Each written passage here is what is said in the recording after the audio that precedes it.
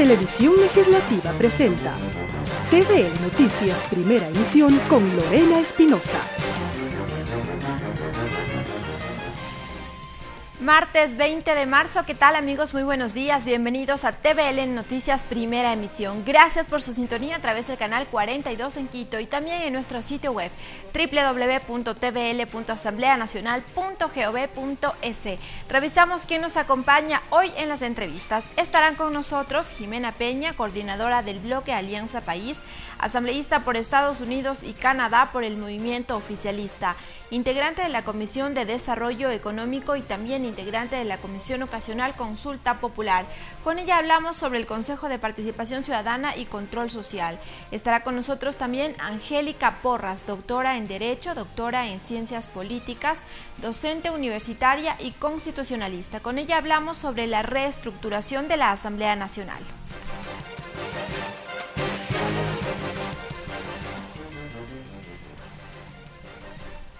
Revisamos también el pico y placa, esta restricción vehicular que ya está vigente desde las 7 de la mañana. Hoy martes rige para los vehículos cuyas placas terminen en 3 y 4. Recuerde que el pico y placa rige hasta las 9:30. Arrancamos con las noticias. El presidente de la República dispuso la eliminación de la Secretaría Nacional de Inteligencia, SENAIN. El anuncio lo hizo la noche de este lunes en el espacio semanal El Presidente Informa. El jefe de Estado sustentó su decisión en la implementación de medidas administrativas de austeridad. El primer mandatario además indicó que esta semana revisará los avances del programa económico y de manera específica los planes de optimización de presupuestos, pues aseguró que reducirá el presupuesto entre unos 5 y 10% sin afectar los servicios sociales. Moreno también se refirió a la Asamblea Nacional e hizo extensiva su felicitación a Elizabeth Cabezas como titular de la legislatura. Quiero reiterar mi felicitación a la nueva presidenta de la Asamblea Nacional, Elizabeth Cabezas, y a los asambleístas de todas las fuerzas políticas.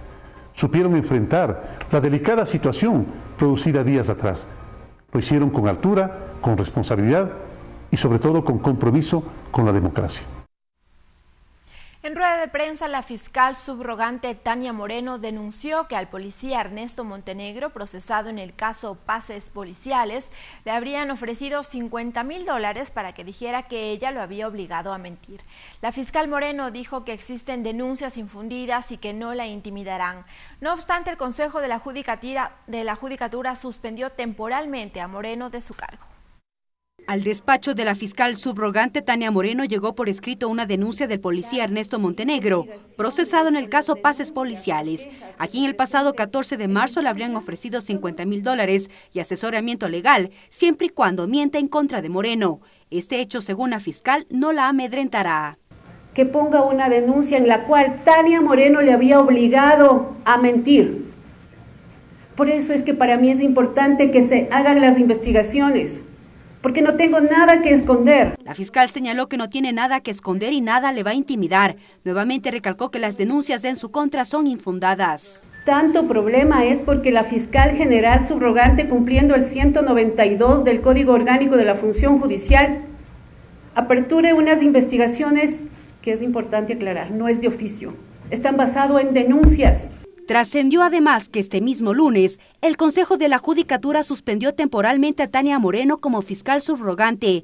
Esta instancia aclaró que la decisión no constituye un anticipo de sanción o de criterio, sino una medida cautelar en función de las 4 denuncias que ha recibido el Consejo de la Judicatura en contra de la mencionada funcionaria. Moreno cuestiona este procedimiento. ¿Qué pasaría, entiendo, si hay una denuncia contra el fiscal general y la fiscal general subrogante? Desde ese punto hay un argumento que quien debe responder es la Procuraduría en virtud de que sus dictámenes resultan vinculantes. No obstante, el Consejo de la Judicatura informó que se adopta esta medida en el marco de sus competencias establecidas en el numeral 5 del artículo 269 del Código Orgánico de la Función Judicial. Mariela Logroño, TVL Noticias. El asambleísta José Serrano acudió a la Fiscalía General del Estado para rendir su versión sobre las investigaciones dentro del caso secuestro del exasambleísta constituyente Fernando Balda. La indagación se encuentra en etapa de investigación previa.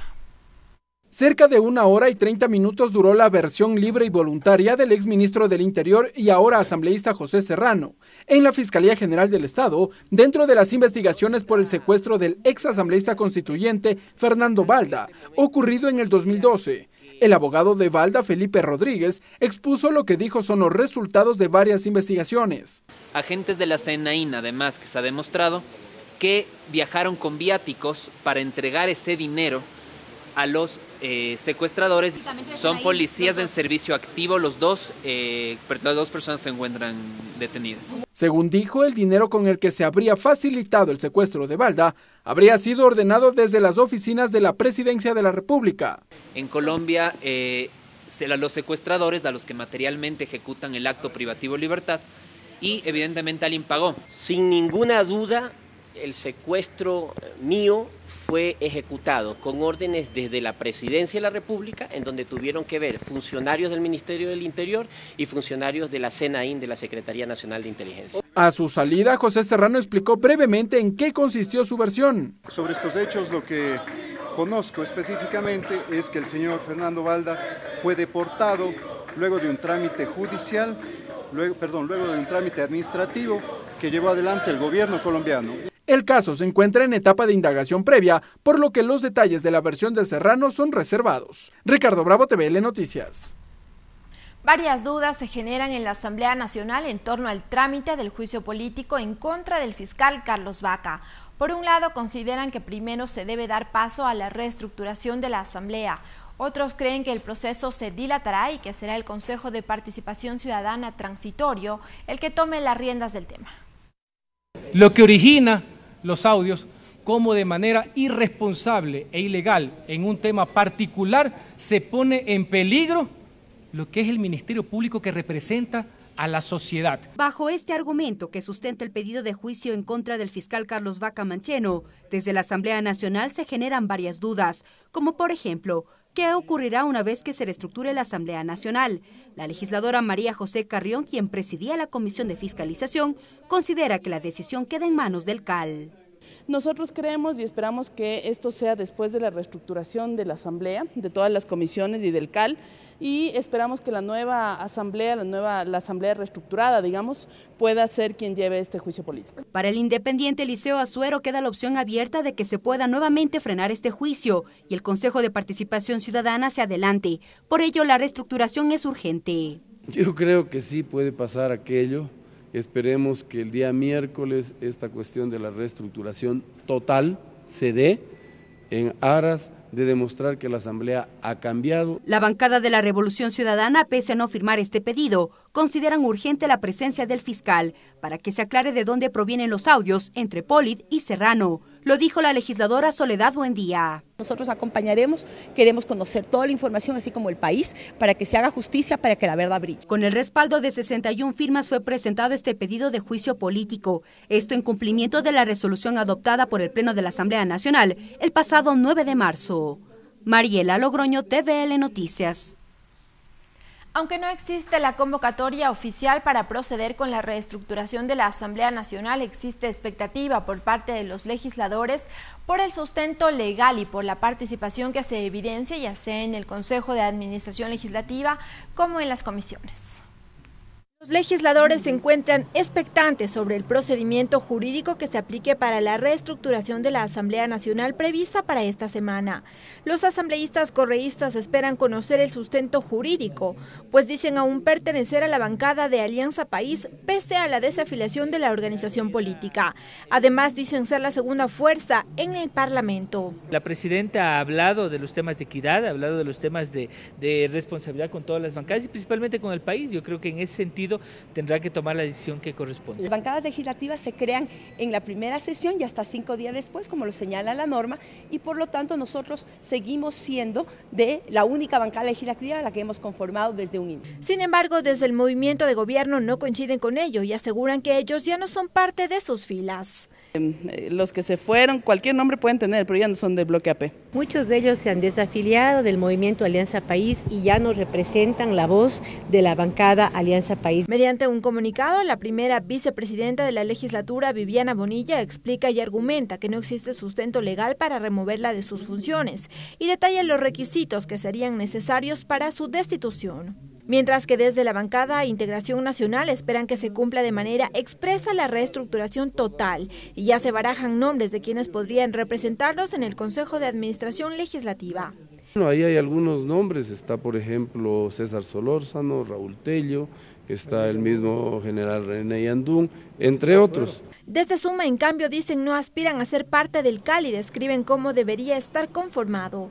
Yo creo que ir una persona de Alianza País, una persona del correísmo, una persona del BIN, una persona de Social Cristianos, una persona de Creo, y la vicepresidencia le corresponderá también a Alianza País. El planteamiento de la reestructuración de la Asamblea fue aprobado la semana pasada por el Pleno del Parlamento, previo a la designación de Elizabeth Cabezas como la nueva titular de la legislatura.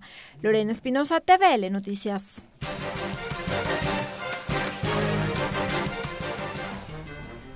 Saludamos ya a esta hora con la doctora Angélica Porras. Bienvenida a la Televisión Legislativa.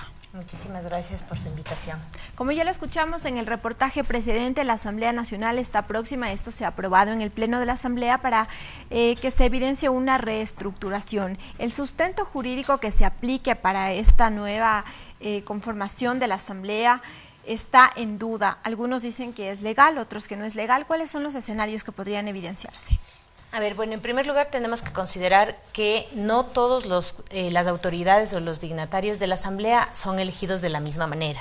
Por lo tanto, dependerá de quiénes estamos hablando. Por ejemplo, en la cuestión del CAL, una cosa es sustituir al presidente y a los vicepresidentes, en este caso las vicepresidentas, y otra cosa es sustituir a los vocales. Son dos escenarios jurídicos distintos. El tema de los vocales, al representar a las bancadas y siendo dos de ellas ya no pertenecientes a la bancada de Alianza País, su sustitución sería posible conforme a la ley y conforme a la Constitución. Vamos explicando entonces cómo procede el cambio de las dos vicepresidencias. Actualmente la primera vicepresidenta es la asambleísta Viviana Bonilla, que hace pocos días ya anunció su desafiliación a Alianza País, y el asambleísta Carlos Berman de Manabí, que es aliado al movimiento oficialista. ¿Cómo deberían reemplazarse a ellos? Fíjese usted que en el caso de los vicepresidentes tenemos una dificultad, porque ellos son elegidos no en cuanto representantes de bancadas, según la Constitución, sino en cuanto representantes de de toda la Asamblea, es decir, pudo haber sido cualquier asambleísta. Entonces su designación, de cualquier movimiento, no necesariamente que de sea una del bancada, oficialista. así es, o de una bancada. Entonces su designación no está ligada a la bancada, sino simplemente a la elección que tuvieron. Ahora bien, ahí tenemos un problema además mayor, que es justamente que la propia Constitución y además la Ley Orgánica de la Función Legislativa establece que durarán 2 años en sus funciones. Y la ley y la Constitución no han establecido los escenarios por los cuales se pueden destituir o cesar, más que todos los procedimientos, porque si bien es cierto el artículo 18 de la Ley Orgánica de la Función Legislativa establece que se pueden destituir o cesar de la calidad de asambleístas, destituir de la calidad de dignatarios de la Asamblea y cesar en su calidad de asambleístas, el procedimiento para el caso solamente de la destitución como dignidades o de la cesación, el de la cesación por las prohibiciones está en la ley, pero el de la destitución no está. Esto no significa que el Parlamento no pueda hacerlo, que la Asamblea Nacional no pueda hacerlo. ¿Tiene esa potestad? Claro el que Pleno tiene. de la Asamblea, como el órgano máximo, sí, puede tomar esas decisiones, aunque no esté establecido, como usted ya lo ha dicho, en la Constitución ni en la Ley Orgánica de la Función Legislativa. Puede hacerlo porque hay un principio que es el principio de autonomía del Parlamento, y este es un principio que no es reciente, este es un principio desde el nacimiento de los parlamentos. ¿Qué significa esto? La autonomía parlamentaria significa, o la autoorganización parlamentaria significa que los parlamentos tienen la capacidad de autorregularse, de dictar los reglamentos necesarios para su funcionamiento, así como de tener autonomía económica. Entonces, desde ese punto de vista, la propia Ley Orgánica de la Función Legislativa ha establecido que es el CAL quien hace los reglamentos, pero también en caso de que no pueda hacerlo el CAL, está el Pleno. Entonces, lo que corresponde es establecer un reglamento o establecer una resolución, si viniera esto del Pleno, para poder viabilizar. Ya se lo aprobó. Como ya se lo aprobó, para poder viabilizar el cambio de las autoridades. Sin embargo, en el caso de los vicepresidentes, la dificultad es que ellos no están atados a las bancadas, como digo, y tendría que establecerse necesariamente una reglamentación. Porque en el caso de los vocales, 2 al menos de ellas están ligadas a la bancada. Y ahora vamos analizando qué es lo que pasa. Entonces, el Consejo de Administración Legislativa, los 4 vocales son los que representan a las diferentes bancadas. Y ahí le pregunto, ayer se abrió un escenario en el que la asambleísta Soledad Buendía, que es la primera vocal del Consejo de Administración Legislativa, ex asambleísta del movimiento Alianza País, que ya se desafilió como todos lo conocemos, ella dice que aún pertenecen a la bancada de Alianza País, pese a que se desafiliaron, y ponía el ejemplo de la bancada de Integración Nacional, y ella decía, hay asambleístas de diferentes partidos, movimientos sociales, asambleístas independientes, que pertenecen a esa misma bancada. Incluso indicó algunos papeles en los que ella consta como subcoordinadora y Viviana Bonilla como coordinadora de la bancada. Bueno, me parece a mí que el argumento no es muy fuerte porque si usted se desafilia, renuncia a pertenecer a un movimiento o a un partido político, ¿cómo entonces pretende que los derechos que vienen conexos con esa pertenencia le sigan perteneciendo? Entonces, a mí me parece que ese es un argumento sinceramente débil. Ya no es parte del movimiento político, ya no es parte del partido político, entonces ya no puede ser representante de la bancada, porque acuérdese usted que la bancada tiene que ver justamente con la representación que tiene un partido político, porque en eso la Constitución y la Ley Orgánica de la Función Legislativa le han apostado por la institucionalización de los partidos políticos. Entonces, por eso precisamente se habla de bancadas, que es justamente la fuerza que puede tener un partido político la que está representada en el CAL. Entonces, si yo ya no pertenezco a un partido político, ¿cómo pretendo representarle en el CAL? Porque esa es la lógica que establece la Constitución, el fortalecimiento de los partidos políticos a través de las bancadas. ¿Qué pasa entonces con la bancada de Integración Nacional, que está conformada por varios partidos y movimientos políticos? Eso lo establece la propia Constitución, ¿no? La Constitución dice que cuando no existe por sí solo un movimiento político o un partido político con la posibilidad de conformar una bancada, se pueden unir varios partidos políticos o varios movimientos para conformar una bancada. Ahí el procedimiento es el registro correspondiente, ¿no? Ahora bien, tenemos que tener siempre en cuenta que no todo está previsto en la ley y no todo está previsto en la Constitución. Precisamente por eso, cuando se habla de las funciones que debe tener tanto el Pleno de la Asamblea Nacional como el propio CAL, se dejan la posibilidad de que se regulen las cuestiones que sean necesarias para el funcionamiento, porque lo que interesa aquí es el funcionamiento del legislativo. Entonces, si es necesario hacer un reglamento o si es necesario hacer una resolución, eso tienen que hacerlo ya sea el CAL o ya sea el Pleno. ¿Qué pasa entonces con los asambleístas de la denominada Revolución Ciudadana? Aún ellos no tienen conformado ni definido ya un partido ni un movimiento político. ¿No pertenecen entonces a ninguna bancada? ¿Cómo ellos pueden participar? ¿Hasta dónde pueden llegar? Bueno, ellos en realidad estarían en una situación sui generis, ¿no? En realidad no pertenecen a una bancada, pero podrían pertenecer. Yo soy de la tesis... ¿Eso sería luego de conformar su movimiento, su partido? Claro. ¿O como asambleístas independientes pueden adherirse a una bancada como existen casos también en Por supuesto, podrían adherirse como independientes o podrían constituir su propia bancada, su propio movimiento. Ahora ahí habría Porque tienen los números de Porque legisladores. claro, por supuesto, tienen de sobra el número de legisladores. A mí me parece que lo más conveniente para ellos es constituirse en una bancada, ¿no? Por sí mismos. Pero en este momento no constituyen todavía una bancada, no tienen un movimiento y tampoco se han adherido a otras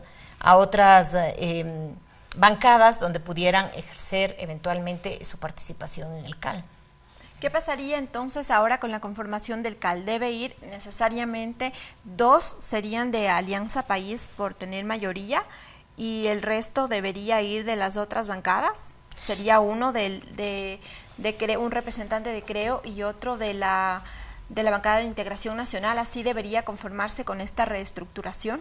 Bueno, lo que dice la Constitución es que los partidos o movimientos políticos que cuenten con un número de asambleísta que represente al menos el 10% de los miembros podrán conformar una bancada y los que no tienen podrán unirse con otras para conformarla. Entonces, si nosotros además revisamos la Ley Orgánica de la Función Legislativa, lo que plantea la Ley Orgánica es que el CAL esté conformado por representantes de distintas bancadas, o sea, de diferentes bancadas. Solamente cuando no haya suficientes bancadas es que se podría recurrir a ubicar a otros representantes de otras tiendas políticas que no constituyan en sí una bancada. Entonces, en principio, debería estar conformado por 4 bancadas diferentes. Ahora, la vez anterior, 2 de ellos fueron de Alianza País, pero acuérdese que uno de ellos tenía alianza aliado, claro que sí. Entonces, la idea es la máxima representación dentro del CAL. Entonces, me parece a mí que, de todas formas, dependerá muchísimo de cómo se presenten las candidaturas, ¿no? Si se presentan aliados, si se presentan solos. Pero, obviamente, 2 de ellos tienen que ser o deben ser sustituidos. Bien, muchísimas gracias a la doctora Angélica Porras, clarísima su explicación. Bienvenida como siempre a la Televisión Legislativa. Gracias. Es momento de una pausa, amigos, enseguida continuamos con más noticias. Regresamos con TVL Noticias Primera Emisión luego de la siguiente pausa promocional. Continuamos con TVL Noticias Primera Emisión. Gracias por seguir en nuestra sintonía. Seguimos con más información. La sesión número 507 del Pleno de la Asamblea Nacional está convocada para este miércoles a las 10 de la mañana. Se trata del segundo debate del proyecto de reformas a la Ley de Participación Ciudadana y Control Social, informe elaborado por la Comisión Ocasional encargada de instrumentar las preguntas 3 y 6 de la consulta popular del pasado 4 de febrero. En el documento se pone a debate el mecanismo para la elección de los integrantes del Consejo de Participación Definitiva, que en un inicio había propuesto el Ejecutivo para que sea el Consejo Nacional Electoral el encargado de preseleccionar a los candidatos, moción que fue rechazada al interior del Legislativo.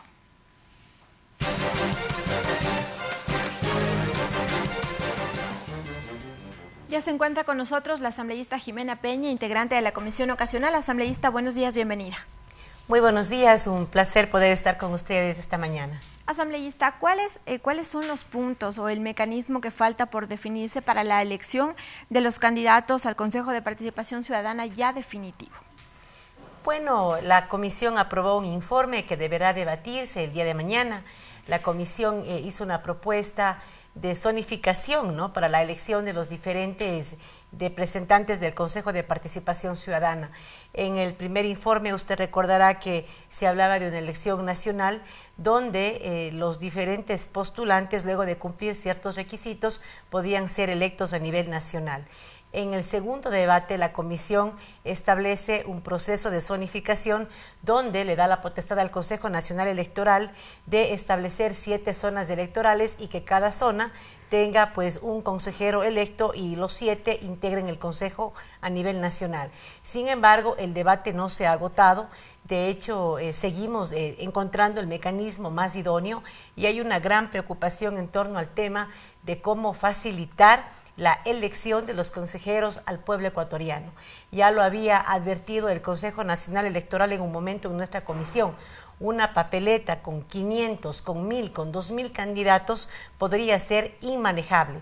Por tal motivo, es muy probable que nuevamente en el debate se establezca la posibilidad de que haya una revisión de los candidatos con el fin de, luego de verificar algunos requisitos, podamos reducir el número a un número de candidatos que sea manejable, que le facilite al pueblo ecuatoriano la elección de los mejores hombres y mujeres para que integren este consejo.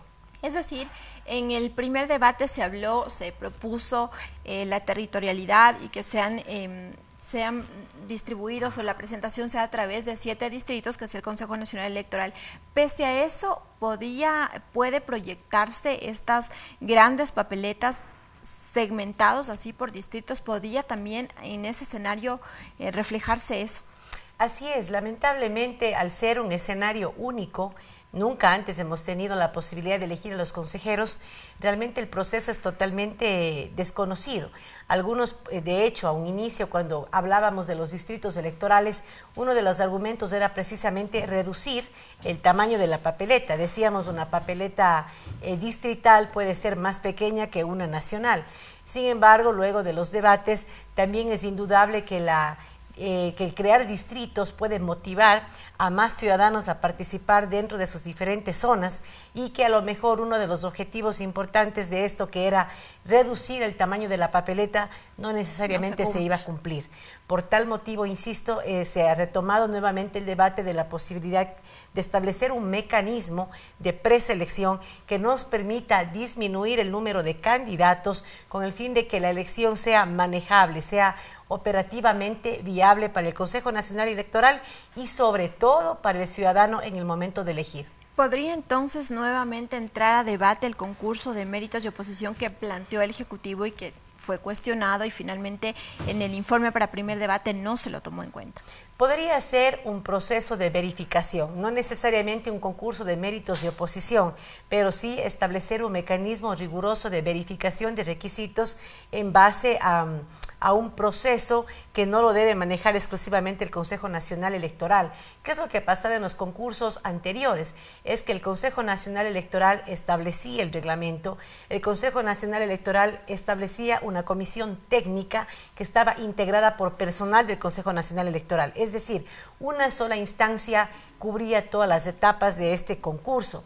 Si nosotros a través de un debate podemos establecer un mecanismo de verificación donde se dividan las competencias, donde por ejemplo podría ser el Consejo Transitorio el que establezca un reglamento y los parámetros del concurso, que el CNE lo operativice, pero que a su vez esta comisión técnica no esté integrada solamente por gente del Consejo Nacional Electoral, sino a lo mejor con actores sociales, con la academia, y de esa manera dividir las fases del concurso, involucrando a otros actores para impedir que ocurran lamentablemente las manipulaciones que al parecer habrían ocurrido en el pasado.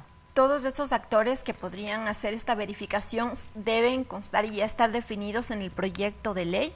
Así es un debate que deberá definirlo la Asamblea Nacional el día de mañana. El día de mañana se vence el plazo, por tal motivo nosotros esperamos que entre hoy y mañana se puedan hacer acercamientos con las diferentes bancadas legislativas para encontrar de manera colectiva el mejor mecanismo que permita implementar la pregunta 3 de la consulta. ¿Qué pasa con los requisitos y las inhabilidades que también estaba estableciendo la comisión y que decía podría también ser un mecanismo en el que pueda reducir el número de candidatos, se pueda de alguna manera hacer un filtro para candidatizarse desde un inicio? Bueno, algunos legisladores han insistido en, por ejemplo, incluir requisitos como la edad. Otros compañeros han insistido en exigir que estos candidatos puedan tener un tercer nivel de educación. Son elementos que, por ejemplo, dentro de nuestra bancada son líneas rojas. Nosotros creemos que el proceso debe ser incluyente, que debe incluir a jóvenes, incluir a personas que por diferentes motivos no han podido terminar su educación, pero que en base a los otros requisitos también se pueden establecer mecanismos con el fin de que sean personas que, si bien a lo mejor no tengan un título de tercer nivel, hayan estado involucrados en la lucha contra la corrupción, tengan una probidad pues que esté ya establecida. Es decir, hay otros mecanismos de poder establecer que las personas que podrán ser candidatas tengan pues las cualidades, las características que requeriría un consejero, sin necesidad de poner requisitos que incluso para muchos son inconstitucionales. ¿Cómo se va a garantizar, asambleísta, y un tema que saltó bastante en el primer debate, la alternancia, la paridad, la equidad de género en este consejo, toda vez que fue cuestionado también el Consejo de Participación Transitorio porque lo conforma únicamente una mujer y el resto son hombres. Y ese es el reto que tiene la comisión. De acuerdo al artículo 116 de la Constitución, pues esto tiene que darse de manera incluyente, incluir hombres, incluir por supuesto mujeres, incluir también pueblos y nacionalidades y también los hermanos que residimos en el exterior. Y creo que es un reto que en este momento tenemos los asambleístas. Queremos todos que se establezca un mecanismo que sea viable, que no sea tan dificultoso, pero que tome en cuenta estos elementos que son fundamentales para un país tan diverso como el nuestro. Garantizar que los consejeros, que el consejo esté integrado por por consejeros que sean electos por votación popular, por la voluntad del soberano, pero que a su vez podamos encontrar mecanismos que nos permitan incluir en ese consejo mujeres y también personas de las minorías como son pueblos de nacionalidades y migrantes. En cuestión de tiempos, asambleísta, ¿cómo debería agilitarse ya para que esta ley sea ley, obviamente, ya entre en vigencia? Porque se había dicho el 16 de marzo ya debía haber estado aprobado, sin embargo la comisión ha dicho queremos entregar una ley que en realidad sea aplicable pese a la premura del tiempo, pero sin errores. Bueno, el día de mañana tendremos que aprobar la ley. Nosotros esperamos coordinar con el Ejecutivo para evitar un veto. Es fundamental que esta ley no sea vetada para que pueda cumplir con los tiempos. Es decir, nosotros esperaríamos mañana aprobar la ley y que luego pase al Ejecutivo y el Ejecutivo inmediatamente la mande al registro oficial y de esa manera pues garantizar que en efecto esta ley pueda entrar en efecto a partir de las elecciones del 2019. Estaríamos entonces aún a tiempo. Así es, de hecho habían unos días que eran pues unos días de colchón por si es que no se podía llegar a un acuerdo y pues estamos claros que el día de mañana vence el plazo, así es que el día de mañana tendríamos ya una ley aprobada, una ley también que pueda ser conocida por el Ejecutivo con el fin de evitar un veto que podría poner en riesgo la implementación de esta norma en las elecciones de 2019. Asambleísta, aprovechando que la tenemos aquí, hay un tema de coyuntura y de bastante expectativa que es la reestructuración de la Asamblea Nacional. Aún no existe una convocatoria oficial, pero la presidenta había dicho que será en esta semana.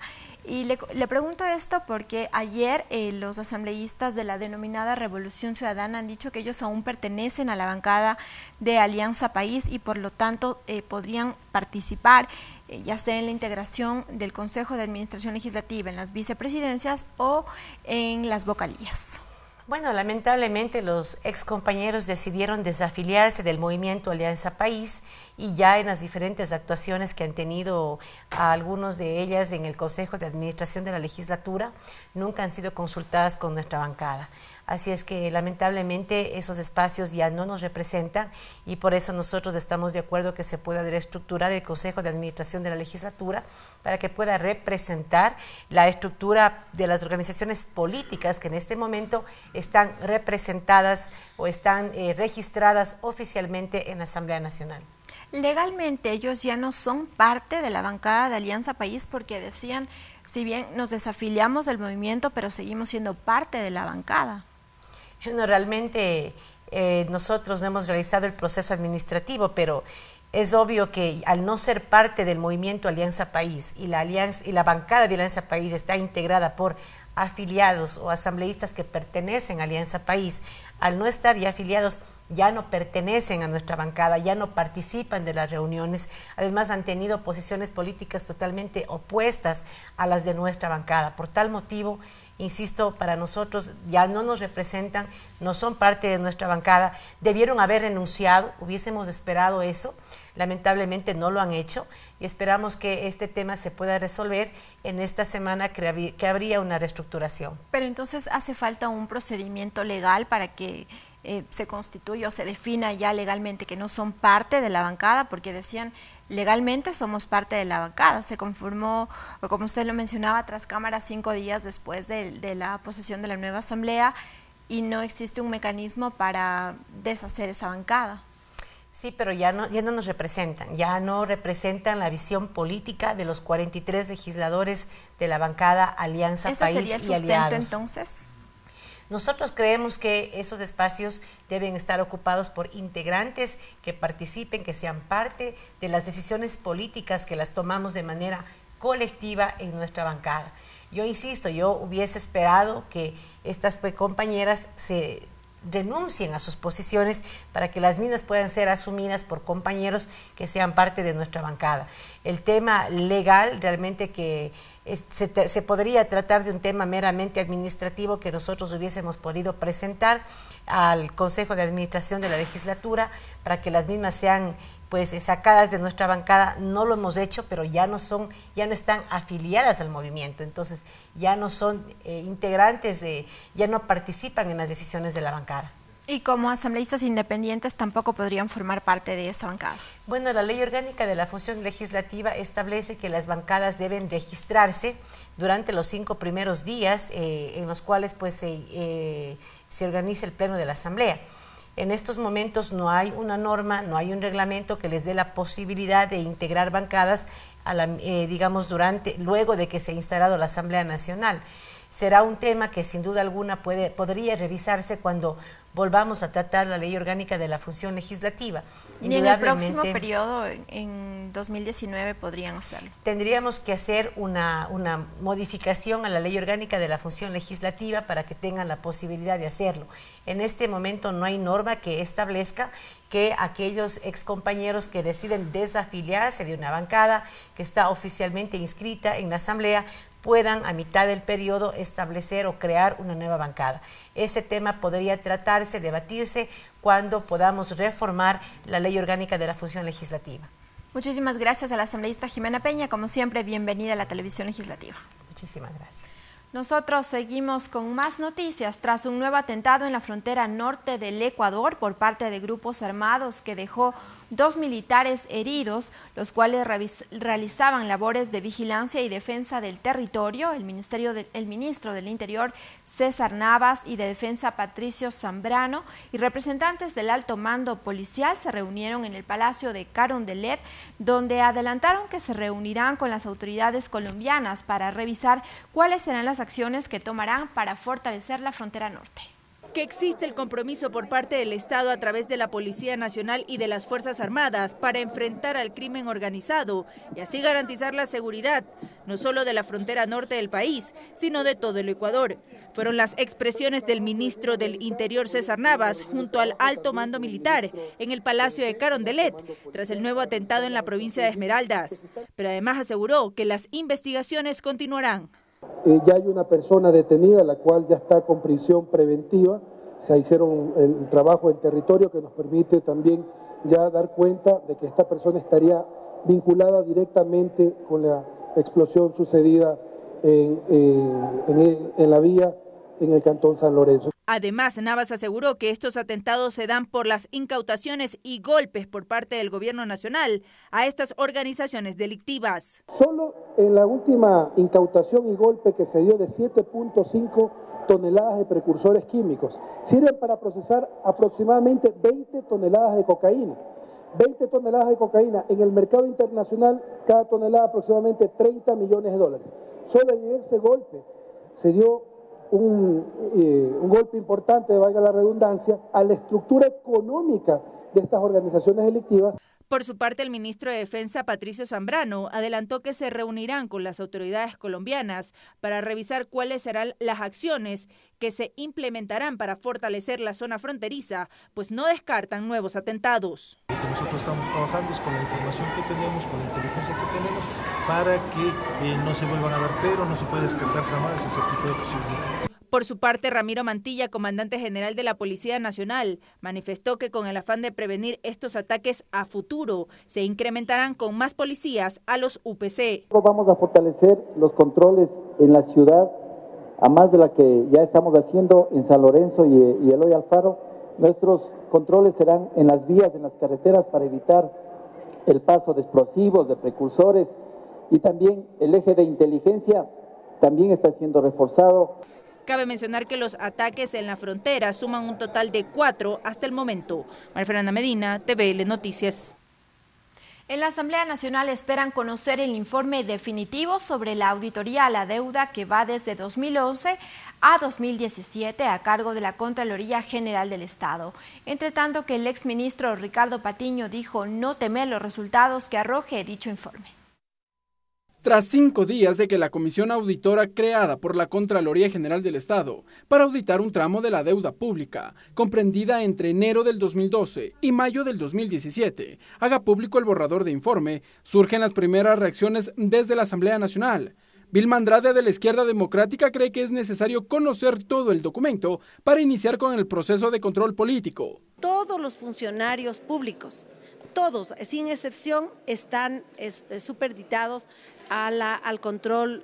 Según cifras del gobierno de ese entonces, la deuda pública en diciembre del 2016 llegaba a 38.136 millones de dólares. Pero la Contraloría General del Estado cita al Ministerio de Finanzas, que estima que las preventas petroleras, que también son consideradas como deuda, llegaron a 1.600 millones de dólares.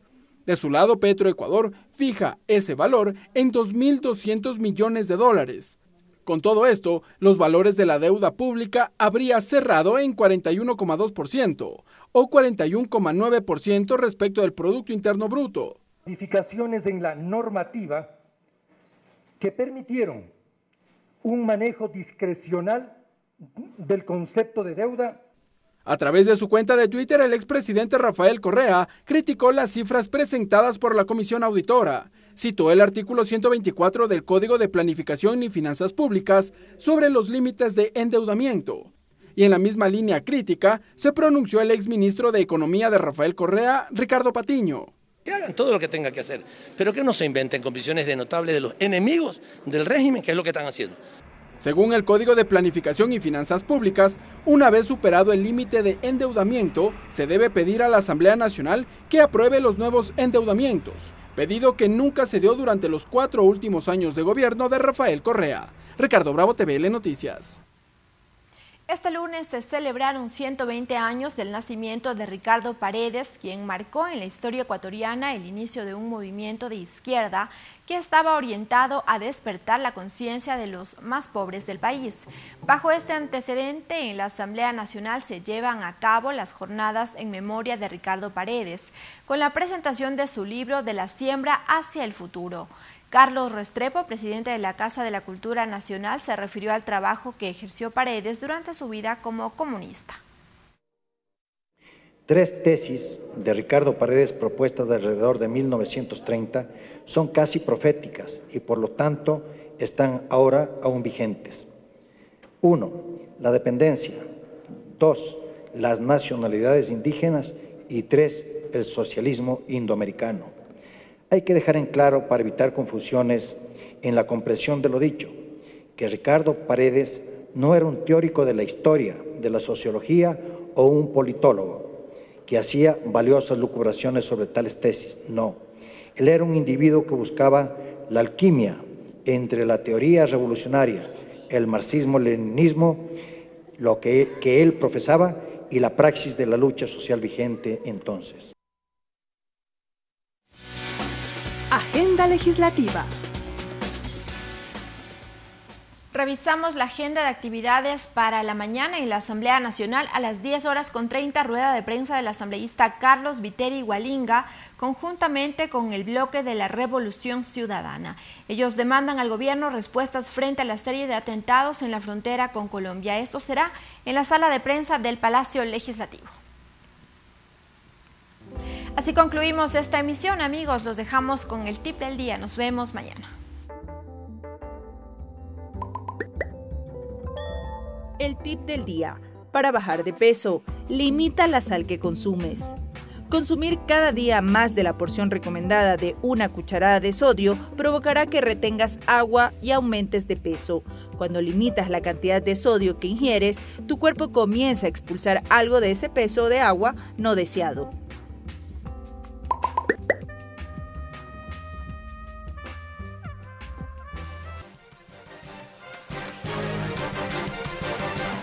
Televisión Legislativa presentó TVL Noticias, primera emisión.